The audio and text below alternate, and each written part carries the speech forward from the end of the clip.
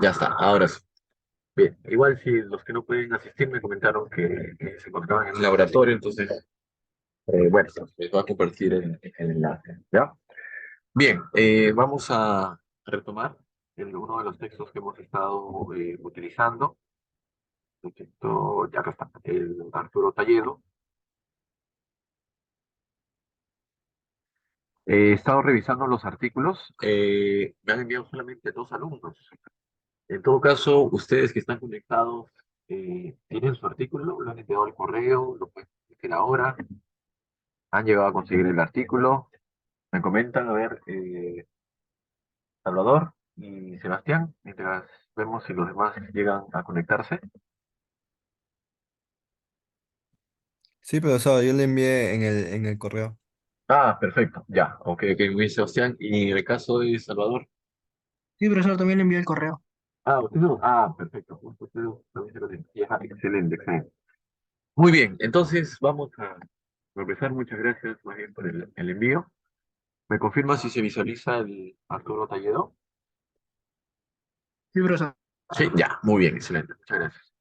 Bien, entonces vamos a lo que nos interesa en esta sesión.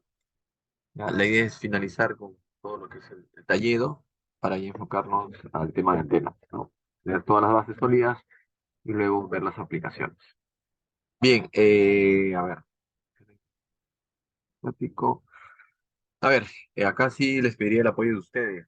Me parece que nosotros solamente hemos llegado hasta acá, ¿no? Hemos utilizado la, esta- sí, la ecuación de Laplace, ¿no? Combinando una de las leyes de Maxwell y el resto utilizando algunas identidades vectoriales, ¿no? De la ley de Gauss. Luego, si estoy trabajando con un potencial electrostático, quiere decir que esto es un campo conservativo, por lo tanto, el campo eléctrico se puede derivar de un potencial de una función escalar, ¿no?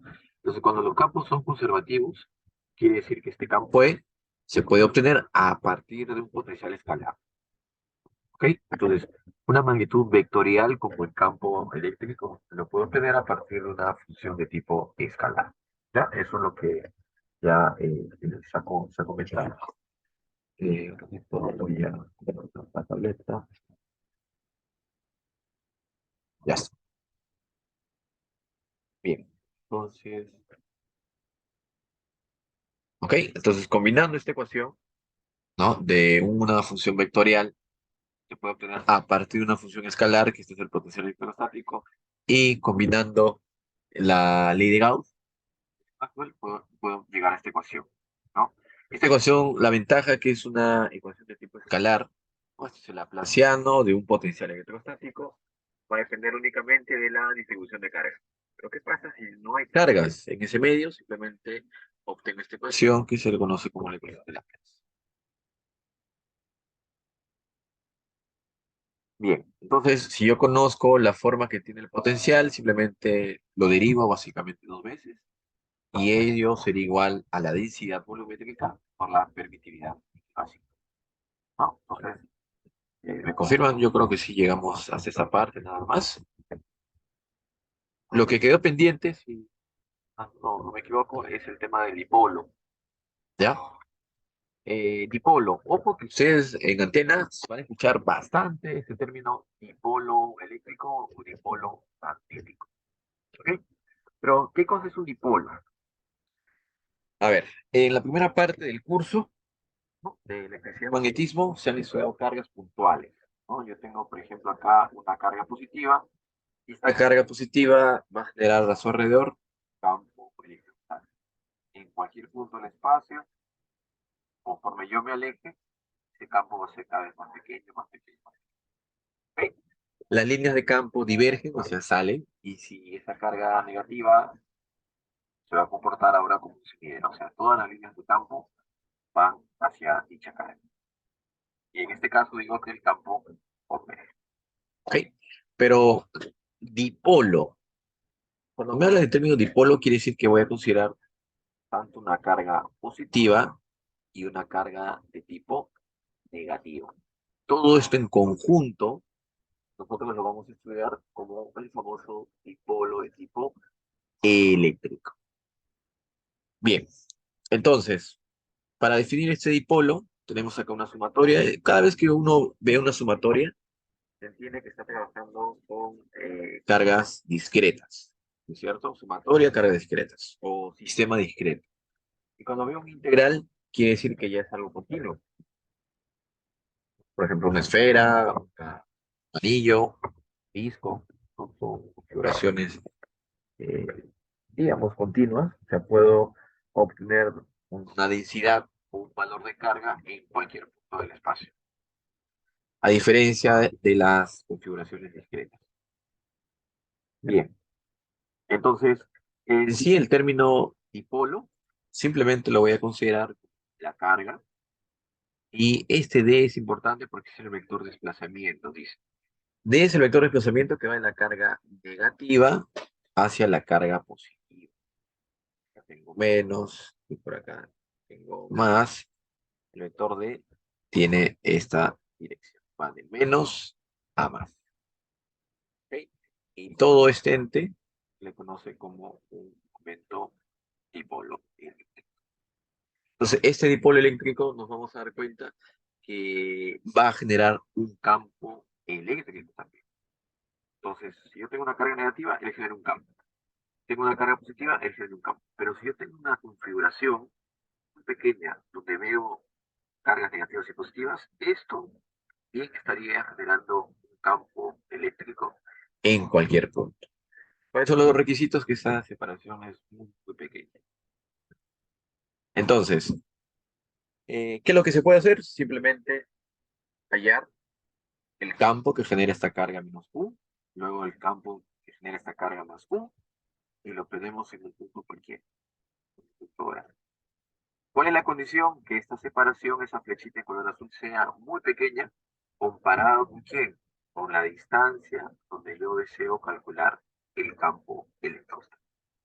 Ese básicamente sería el requisito. Entonces, ese dipolo, ustedes observaron, era la sumatoria de la carga y la posición, ¿no es cierto? Como tengo dos configuraciones, simplemente el índice I toma 1 y 2. Obviamente tengo que considerar el signo, o si no, el vector desplazamiento. ¿Ok? Recuerda que el vector desplazamiento va desde la carga negativa hasta la carga positiva. Y como ustedes deben de recordar, en sus primeros cursos de complemento de matemática, si yo tengo, por ejemplo, o necesito conocer la posición del vector AB, ¿qué es lo que se hace? Necesitas el vector en B y le quitas el vector en A, ¿cierto? Es como la posición final menos la posición inicial. ¿Ok? Entonces, eso básicamente sería para el cálculo del dipolo. ¿Ok? Este vector de desplazamiento es el vector desde la carga menos Q hasta la carga positiva Q. El vector menos Q tiene su vector posición R1 y su vector posición R2. Entonces, final menos inicial sería R2 menos R1. Todo esto nosotros lo conocemos como el dipolo de tipo eléctrico. ¿Ok? A ver. Entonces, el dipolo eléctrico es un dispositivo puntual. ¿Qué significa esto? Por ejemplo, si yo tengo un sistema de coordenadas y coloco acá una carga negativa y una carga positiva, ¿no? Yo puedo trabajarlo como cargas separadas, ¿cierto? Pero, ¿qué pasaría si yo tengo acá mi sistema, carga negativa, carga positiva, y acá a una distancia muy grande, muy alejada, quiero calcular el campo eléctrico? Entonces, ¿qué es lo que va a suceder? Ese arreglo de carga negativa y positiva chiquitita lo puedo trabajar como un ente puntual, que va a tener un momento P, dipolo eléctrico, y este arreglo de dipolos va a generar un campo eléctrico en cualquier punto. De acá, este dipolo va a generar un campo eléctrico en este punto, y así sucesivamente. Entonces, este arreglo o configuración, ¿no?, de un dipolo va a generar un campo electrostático y también un potencial en cualquier lugar en el espacio. ¿Cuál es el requisito? El requisito básicamente es que esta distancia, R, ¿cierto? Esta distancia del dipolo al punto de que vaya el campo tiene que ser mucho mayor que la distancia de separación de estas dos cargas negativa y positiva. ¿Ok? Ese sería básicamente el requisito para un dipolo. Entonces, nuevamente, a ver, para los que recién se han incorporado, yo tengo una carga positiva, esta carga positiva genera un campo potencial en todo el espacio. Carga negativa también genera un potencial y un campo en todo el espacio. Pero estamos estudiando que una configuración de cargas negativa, una carga positiva, a esta combinación se le conoce como un dipolo. Y este dipolo lo podemos considerar como un elemento puntual, muy pequeño. Entonces, así como la carga positiva solita genera un campo y un potencial, la carga negativa genera un campo y un potencial, este momento dipolo también estaría generando un potencial y un campo electrostático. Entonces, este dipolo por acá estaría generando un campo. Y también en este puntito voy a definir un potencial. ¿Ok? Entonces, eso es lo que vamos a revisar el día de hoy. ¿Ok? El dipolo, vamos a trabajarlo como un elemento que puede generar también potenciales y campos. Bien, entonces, como hemos visto, yo puedo trabajarlo por separado, ¿no? Puedo trabajar por separado. Ustedes son muy observadores, se han percatado que esto de acá es el potencial electrostático que genera una carga positiva. Y todo esto de acá es el potencial electrostático que genera la carga negativa. ¿Dónde qué cosa es R? R, ¿se acuerdan? Era el vector donde quiero hallar el potencial. R', ¿qué cosa es? Es la ubicación donde está esta carga.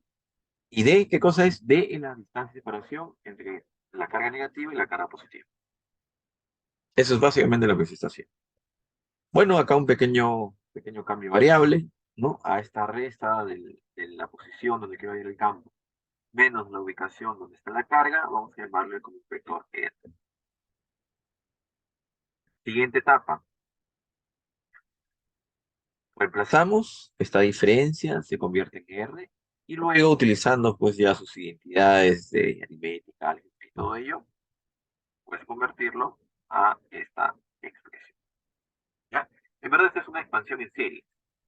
¿Ya? Ustedes ya llevaron pues lo que el curso era funciones analíticas, si no me equivoco. Entonces, ¿cuál es la idea? Que para este término, ¿ya? Este término de acá, ¿ok? Que relaciona la distancia entre el punto donde quiero hallar el campo y donde está ubicada la carga, puedo hacer una aproximación, miren, ese es el término real, y voy a aproximarlo a este término. ¿Cuál es la importancia de este término? Que justamente acá aparece D, que es el vector de desplazamiento para el momento del dipolo, y tengo R. ¿Y R qué cosa era? R es la distancia entre el punto donde quiero hallar el campo o el potencial y la ubicación de la carga. Esa es una ventaja. ¿Por qué? Porque lo estoy expresando como una multiplicación de tipo escalar. R.D. Ustedes saben que ese producto escalar, o si tengo R punto D, ¿esto qué va a ser igual? A R módulo, D módulo y el coseno del ángulo que forman los dos. Entonces, ¿me va a servir para qué? Si yo tengo acá este momento dipolo, que en este caso, como se dan cuenta, el momento dipolo está en la dirección horizontal, o sea, puedo escribirlo como P por la dirección Y. Yo puedo calcular el campo eléctrico, por ejemplo, por acá, ¿no? Quiero calcular el campo en este punto. Entonces, ¿qué necesito? El ángulo que forma el momento dipolo y el vector posición donde quiero ir el campo, ¿no? Entonces, es importante esta ecuación porque nuevamente importa el ángulo o la orientación que tiene el momento dipolo y el vector donde quiero hallar el campo. ya sea el campo o ya sea también el potencial. ¿Ya? Por eso nos conviene dejarlo de esta manera, como una multiplicación de tipo escalar. Bien, entonces, para calcular el potencial electrostático, ojo, que genera un dipolo, miren, esto es como si fuera una cara puntual, eso ya lo hemos visto al inicio. Pero esa configuración de dipolos, positivo, negativo, todo esto lo puedo traducir como un solo ente. Por eso le han puesto P. Entonces, si yo quiero hallar el potencial electrostático a una distancia R, esta va a ser la formulita que debo de utilizar. ¿Ok? Entonces, ¿qué pasaría? Acá tenemos un caso especial, ¿no? ¿Qué sucedería si yo tengo que el dipolo está en el eje horizontal? Perdón, en el eje Z. Si está en el eje Z, quiere decir que el dipolo lo puedo escribir como su módulo y le establezco el vector unitario K, ¿no? Porque está en esa dirección. Pero yo no quiero hallar el campo en esa misma dirección, lo quiero hallar a un ángulo θ. Entonces, voy a hacer uso de la multiplicación escalar. Esto ya lo que les había comentado, ¿no? R', ¿qué cosa es R'? ¿Se acuerdan? R', señores, para ustedes va a ser el vector donde está ubicado el dipolo. ¿Ok? R' es el vector donde está ubicado. ¿Y dónde está ubicado el dipolo? Está ubicado en el origen. La flechita de color azul, ¿ok? Se ha ubicado en el origen de coordenadas. Es por ello que su vector es cero. Este es el dipolo, que ya se ha aplicado. Quiere decir que la multiplicación escalar de P y R simplemente sería su módulo y el coseno del ángulo que formamos. Y listo. Esta ecuación 24A me va a permitir representar el potencial de un dipolo. ¿Qué más? Como primera tarea, antes que me olvide, ustedes están desde su casa, muchachos, están en el celular, en la universidad.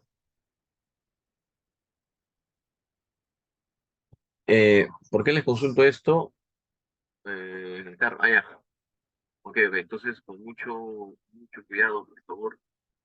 Es un poco complicado, mejor ya cuando lleguen a casa. Les comentaba porque necesitamos elaborar una gráfica. Bueno, esto ya que quedaría como tarea, ¿no? Quedaría como tarea. ¿Por qué? Porque yo necesito que ustedes vean el comportamiento del potencial en función de la distancia y también en función del ángulo que tiene el dipolo. Entonces, por ejemplo, ya, y esto obviamente le comentan a sus compañeros que ya tenemos una tarea el día de hoy. A ver, ¿qué necesito que ustedes elaboren? Como ya han cumplido con la primera tarea, segunda tarea me parece, ya, ¿me confirman si se ve la pantalla? Sí, me confirman. Podemos usar el chat. Sí, sí, sí, ya, muy bien, muchas gracias. Entonces, nosotros tenemos el comportamiento de el potencial, ¿no? El potencial, ¿no? Depende de R, vector posición. Y esto era, si no me equivoco, perdón. Como hay un ángulo, quiere decir que ya va a depender de dos variables. Esto sería R, coma, y creo que era acá teta, ¿no? Esto era igual a el dipolo, coseno del ángulo que forman los dos, la distancia, esto será 2, si no me equivoco, y eso es 4pi con la permitividad. O si no, igual a la principal. Eso es el problema. Bien, entonces la ecuación que acabo de colocar en la pantalla, ¿ok? Nos permite conocer el potencial. Entonces, ¿qué necesito? Bueno, esta gráfica es relativamente sencilla. ¿Qué deberían de hacer? Obviamente hay que asignar valores. Vertical, eje horizontal, vertical, horizontal. Y también ustedes pueden dibujar esto en tercera dimensión, ¿ya? Lo más fácil por ahora sería hacer lo siguiente. El potencial, y acá primero te trabajas con R, y en segundo caso tienes acá el potencial electrostático, y acá tienes E. Entonces, queremos saber cómo se comporta el potencial electrostático en función de R y también en función de T. Bueno, para el caso de R, si yo obtengo, me enfoco en esta gráfica, se entiende pues que teta tiene que ser constante, porque solamente quiero variar R y quiero ver qué le pasa a U. Entonces, como ustedes ya son observadores, deben notar que todo esto de acá es una constante. Todo este término de acá es constante. Entonces, voy a tener básicamente esta función, ¿no? Y ustedes ya deben reconocerlo rápidamente que esta gráfica sería este tipo. O sea, decrece. Y es evidente. El potencial decrece con la distancia. Distancia al cuadrado. ¿No está? Solamente que necesito que la hagas en Excel y ya está. Asignar valores. Asignar valores. ¿No? Como ya les he dicho, un método muy sencillo es normalizar. ¿Qué significa? Que el máximo valor debe ser 1. Y al R también le puedes dar 1. Entonces, con esa idea, ¿cuánto debería ser P? Eso ya ustedes pueden calcular. De manera similar, si yo quiero analizar el potencial en función del ángulo, ¿cómo varía el potencial en función del ángulo? La misma idea. Quiere decir que yo debo analizarlo para un R constante. Entonces, el potencial P es constante, radio es θ es constante, perdón, sí está bien, P constante, R constante, quiere decir que acá hay una constante y acá va a ser coseno de θ. Es una nueva constante. Entonces, potencial versus θ, ya. Yo estoy observando que acá el potencial está variando de forma armónica con el ángulo. ¿Ya está? Entonces, ese es el comportamiento del potencial en función de θ. Está oscilando, ¿cierto? O sea, va a depender del ángulo que observemos. ¿Ok? Ahora, se entiende que ese ángulo debería tomar solo hasta 2π, ¿no? ¿Por qué hasta 2π? Porque se entiende de que tú vas a considerar el dipolo en una cierta orientación. Por ejemplo, ese es tu dipolo. Menos, más. Está en el eje horizontal, ¿no? Entonces, el caso número 1, ¿cuál sería? Cuando θ vale 0. Esta línea roja va a ser el vector posición donde voy a hallar el potencial. Entonces, por ejemplo, si yo quiero hallar el potencial en el eje horizontal, o sea, en la misma línea de acción del dipolo, el ángulo sería 0. Entonces, voy a hallar el potencial acá, para un ángulo de 30 grados, 45 grados, 60 y así, 90 grados, ¿no? Sigo, hasta acá, hasta 2π, hasta 360 grados. ¿Ok? Y ya está. Eso es básicamente lo que tienen que hacer ustedes como tarea. ¿Ok? Incluso en el Excel puedes dibujar una superficie. Ya, o sea, en Excel sí les permite, digo, forma. O sea, puedes hacer esto. El potencial, R y θ, y acá colocarás pues de repente θ, y acá vas a colocar R. Esto sí se puede elaborar una gráfica. ¿Ok? Entonces, obviamente tiene que ser con cierto criterio, ¿no? Θ solamente barre de 0 hasta 2π. ¿Ya? Ahora, tú puedes considerar tu dipolo en el eje horizontal, ¿no? De repente otro de ustedes quiere trabajar de esta manera, negativo, positivo, ¿no? Y asigna pues que su dipolo está en el eje lleno, lo escribo así, pues, porque ya está. Empieza a barrer el ángulo, la misma idea, ¿ya? Entonces, tienen esto como tarea, yo creo que hasta el fin de semana estaría ok para que puedan enviarlo, ¿ok? Voy a crear un enlace. Ya. Y esto de las fechas sí tiene que quedar claro, ¿ok? Porque si bien hay algunos que no están conectados, pero están en la obligación de revisar el video, ¿ya?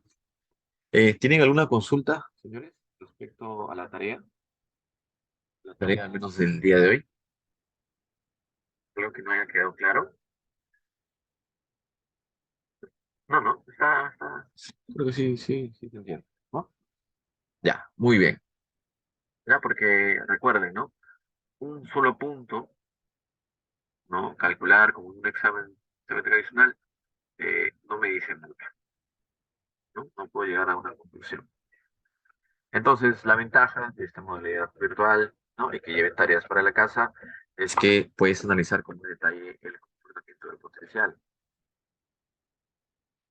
Bien, entonces, si puedes hallar el potencial para un dipolo, obviamente puedes obtener el campo electrostático. ¿Cómo? Una de ellas, utilizando la clásica formulita, ¿no? Que ya hemos visto, el campo, la constante K, que acá era R cuadrado y el vector unitario. ¿No? Este es el campo que genera una carga puntual. Acá es la misma idea, por si acaso.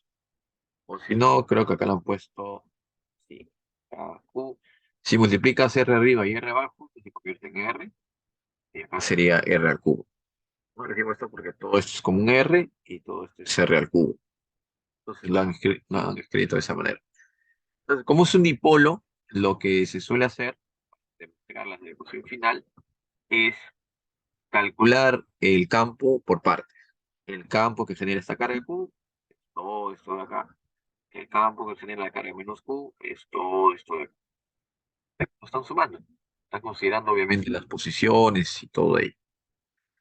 Bien, de manera similar a como hemos llegado al potencial, ¿no? Al potencial que genera el polo, ¿no? Se hace una serie de aproximaciones, ¿no? Una expansión, ¿no? Y nuevamente, ¿qué es lo que buscamos? Que aparezca esta multiplicación de tipo escalar. ¿Por qué? Porque esta multiplicación de tipo escalar va a relacionar qué cosa? El ángulo que forma el dipolo con el vector posición. Entonces, similar al potencial electrostático, esta sería la formulita para calcular el campo eléctrico generado por un dipolo. ¿Qué puedes observar? Clave, ¿ah? Que este campo tiene dos componentes. Una, ¿qué significa esto? Una que es paralela, ¿sí? Y otra que va a depender de quién, del producto escalar, ¿no? Del vector dipolo y el vector posición. Eso es lo que me está diciendo la ecuación 26. Mismo caso.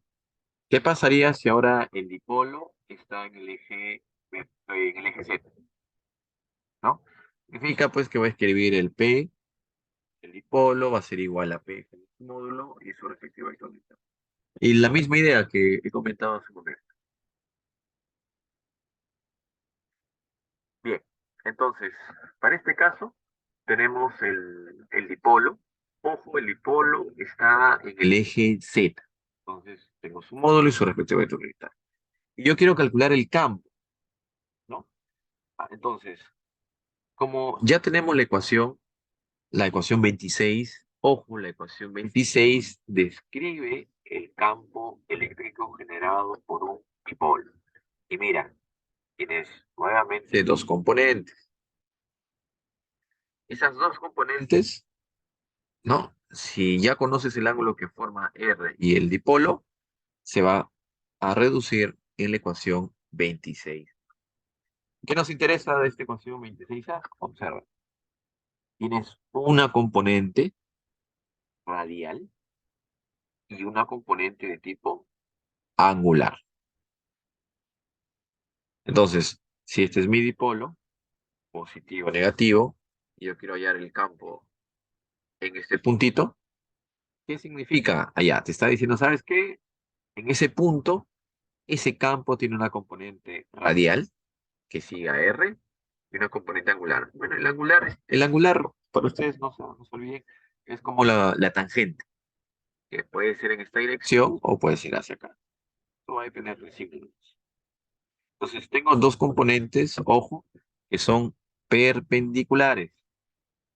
¿Ok? Es muy similar al MCU, ¿se acuerdan? Que hay una componente normal, ¿no? Y una componente tangencial. Bueno, acá es algo similar. ¿Ya? Acá es algo similar. Entonces, si yo conozco el ángulo teta que forma el vector posición con el momento del dipolo, Esta ecuación 26A te permite calcular el campo eléctrico. Y esto de acá sería la segunda tarea. ¿Cuál es la diferencia? Eh, en unos 10 minutos, chicos, se va a cerrar la sesión. Nuevamente ingresan al mismo enlace, por favor. ¿Ya? Ingresan al mismo enlace. Bien. A diferencia de la anterior tarea, donde tienes que hallar el potencial en función de R y en función de teta, ¿no? Esto se puede dibujar en tercera dimensión, sería como una malla, ¿ok? A diferencia de la ecuación 26A, esto sí les pediría por favor de que lo puedan elaborarlo en MATLAB, ¿no? ¿Por qué en MATLAB? Porque como es un campo eléctrico, ¿no? Un campo eléctrico y es una magnitud vectorial, acá sí nos interesa la dirección, ¿no? Entonces tú puedes obtener puntos en el plano, pero lo que nos interesa nuevamente es la dirección. ¿Cómo es el campo? ¿Ok? Entonces, ¿qué es lo que van a hacer? Igual, analizar cada componente. Por ejemplo, vas a tener una gráfica donde va a estar el campo como módulo, obviamente, y vas a elaborar una gráfica en función de R. ¿A qué distancia quieres llegar el campo? Entonces, vas a empezar a asignar valores y la misma idea de las tareas básicas. De repente sube, baja, etcétera. Eso lo vas a analizar asignando valores. Igualito, puedes normalizarlo, decir que todo esto sea igual a uno. Si vas a normalizar, se entiende que debes especificar cuánto vale P. ¿Ok? Esto para facilitar el tema de las gráficas. ¿Qué más? Eso sería el campo, ojo, en función de R. Y también puedes elaborar una gráfica del campo en función de quién? Del ángulo teta. ¿Ok?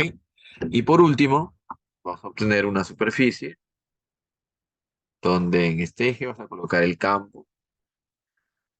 Este eje sería quién? R y el otro eje sería teta. ¿Ya está? Entonces es básicamente lo que se necesita, muchachos. ¿Ok? Necesitamos que ustedes elaboren esa gráfica. Campo en función de la distancia en la que quieren hacer el campo y en función del ángulo que forma el vector posición con el momento del tipo. El potencial, este potencial U de R teta, eso sí creo que en Excel normal. El detalle, pues, eso sí, yo no sé si en Excel se le puede asignar flechas, direcciones, orientaciones. Se me dice que sí, perfecto, ¿no? Por eso les comentaba que al menos en el caso del campo, sí sería interesante que puedan elaborarlo en Excel, perdón, en MATLAB, ¿no? En MATLAB sí estoy 100% seguro que tú puedes tener un mapa, asignar valores y establecer direcciones. Eso sí, sí es posible. En Excel no estoy muy seguro. Si lo puedes hacer en Excel, perfecto. Pero en MATLAB sí estoy 100% seguro que puedes asignar dirección. Bien, entonces, claro, número uno, tienes que hallar el campo, las componentes, y luego dibujarlo nomás. Claro. A ver, primera recomendación, elaborar tu tabla, ¿no? Tienes acá el campo, tienes valores para R y luego tienes valores para teta. Primero necesitas una serie de datos, ¿no? Empiezas a asignar valores a R, entonces de repente de cero hasta, bueno, dependiendo si es que llegas a normalizar, ¿no? De repente R va desde cero hasta, no sé, pues 0,001 menos. Y el ángulo, igual, va desde cero, se entiende que sería solo hasta 2 pi. Esto, no sé, de repente puedes dividirlo en 4 secciones, 4 porciones, ¿no? Igual en el caso de radio, algo pequeño, pues, ¿no? Y luego con esos valores empiezas a reemplazar, empiezas a reemplazar. Recuerda que cada uno de estos valores, vamos a ir borrando esto un ratito, cada uno de esos valores que tú vas a asignar en tu tablita, ¿Listo? Ya.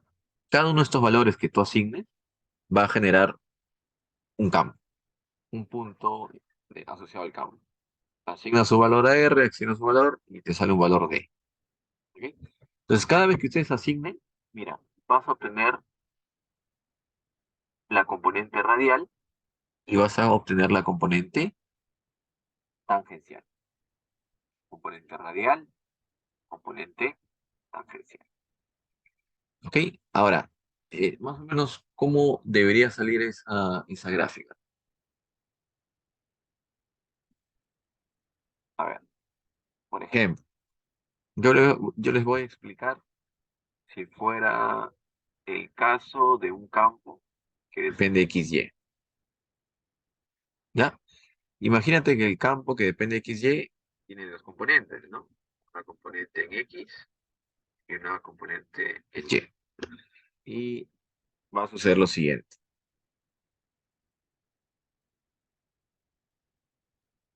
Imagínate que acá te sale 2, acá -1, 5, 2, 0, 1, -2 y 1, por ejemplo. Y así una serie de valores, ¿no? Ahora, ¿cómo elaboro esa gráfica, no?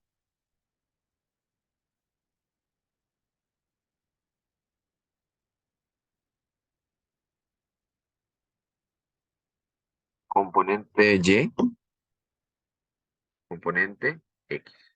En el caso de ustedes sería algo parecido, ¿no? La componente no es radial y acá puedes colocar la componente angular. O al revés, ¿no? Angular en el horizontal. Pero vamos a la idea, ¿no? Entonces, ¿cómo yo voy a establecer la dirección? Entonces, para un punto dado, o sea, ¿cómo llegaste a este valor? ¿No? ¿Cómo se llegó a este valor? Voy a enfocar solamente en uno. De repente has tomado el punto 2,1. Este sea. Entonces, para el punto 2,1, ese ha sido el vector de campo eléctrico. Entonces, a ver, vamos a la segunda.